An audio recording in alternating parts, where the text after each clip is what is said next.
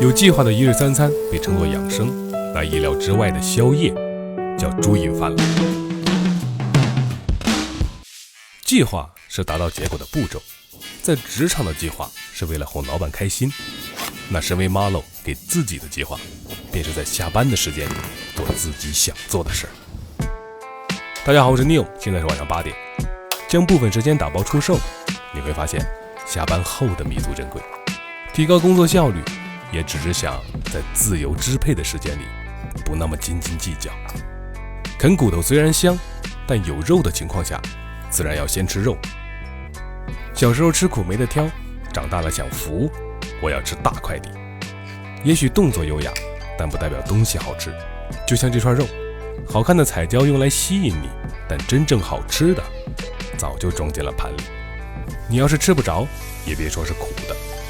至于味道到底如何，你们自己听听。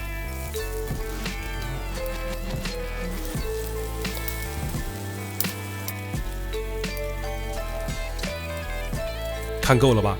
还给我，我要回家吃饭了。